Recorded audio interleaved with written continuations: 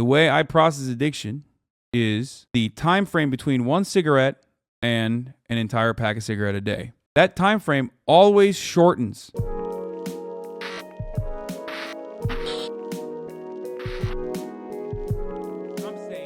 the record, for those of you who are trying to quit alcohol, the easiest thing you can do, the best thing you can fucking do is get non-alcoholic beverages. It's a must. This is an AA trick anyway. The best thing you can do when you go out, always have something in your hand. Always have a non-alcoholic beverage in your fucking hand, okay? No one's going to constantly annoy you and be like, why aren't you drinking? Why aren't you fucking drinking? Go drink. Like, literally, when we go out, what I do is I'll always make a mocktail, I guess, okay?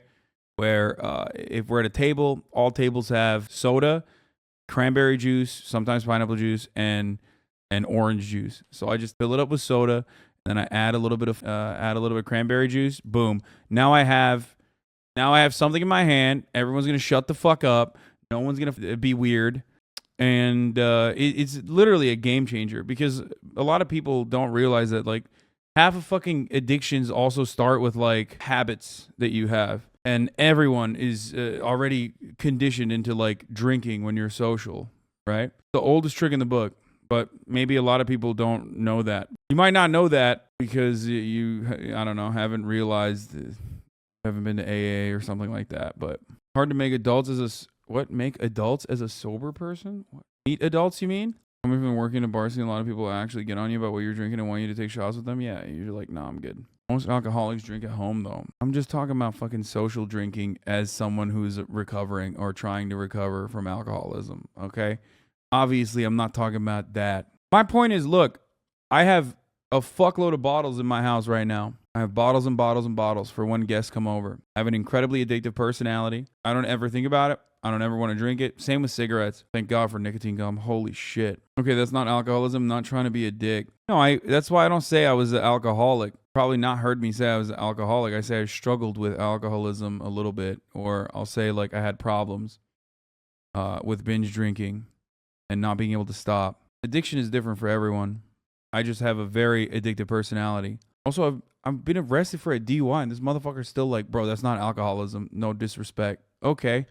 What do you want me to do? Fucking kill someone? Will that be like, is that okay? That's so funny. Motherfuckers gatekeeping alcoholism when like most people don't talk about struggling with addiction in any capacity, especially in an open format like this, considering how many people like wait to literally fucking use anything against you in this way. There's like literally fucking people who are like recovering heroin addicts in the chat being like, I appreciate you opening up about your experiences. And then there's a motherfucker in here who's like, nah. Sorry. The only people not vibing right now look down on addicts? Yeah. It was a really stupid, part of it was really stupid, dude. I was watching, you guys want to know what it is? One moment that stuck with me was, I can't believe I'm admitting this, House of Cards. House of Cards season 1, there was what was that character? There was a sober dude, not Kevin Spacey. The other one, Doug. There's a moment that's like burned into the back of my mind. If I'm not misremembering. Yeah, Doug, not this guy, the other guy. This dude.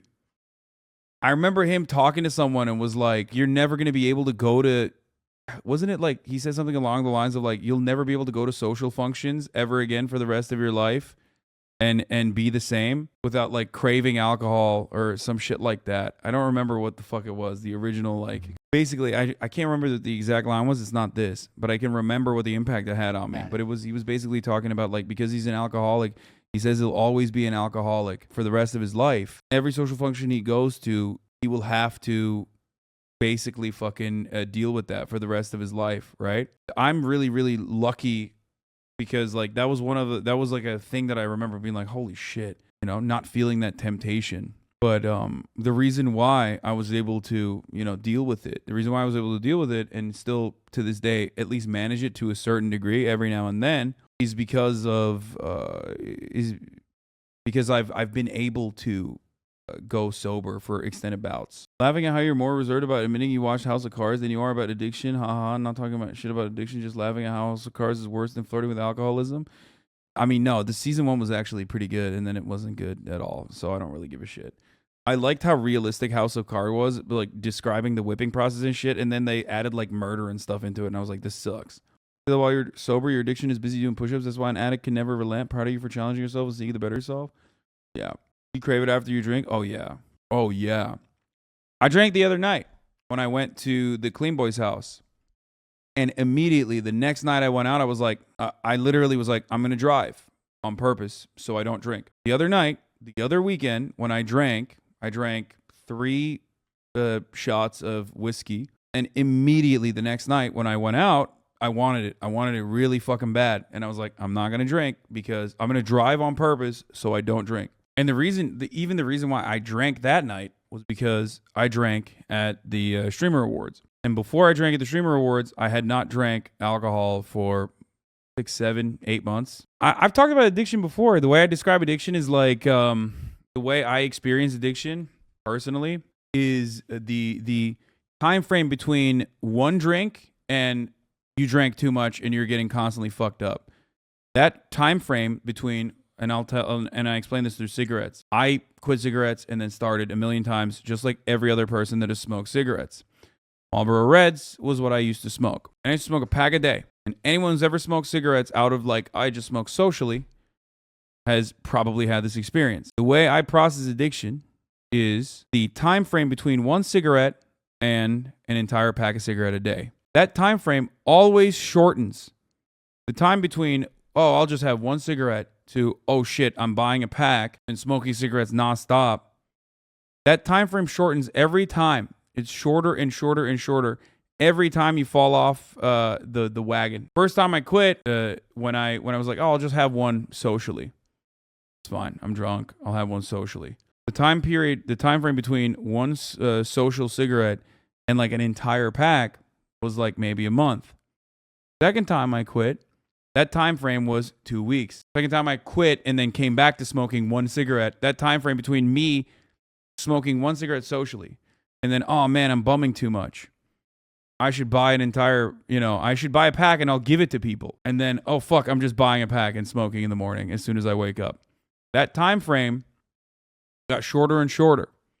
So now I never smoke. I know I can't. Like if I smoke one cigarette, it's a wrap. It's over.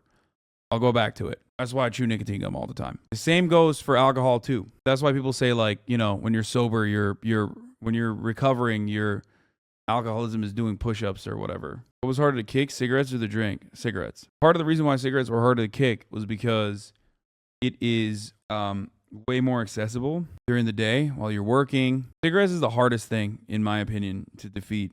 I mean, everyone's different. Alcohol stops you from functioning appropriately, at least the way I drank it. Didn't Malcolm X say quitting cigarettes was harder than quitting heroin? Yeah, I mean, it's different for everybody. It's alcohol prevents you from functioning appropriately. Even if you become like a functioning alcoholic, it stops you from, functioning. And I had a job, so I couldn't, I didn't get to that point. I can't believe you're against smoking weed, man. Wait, what? I'm not. What?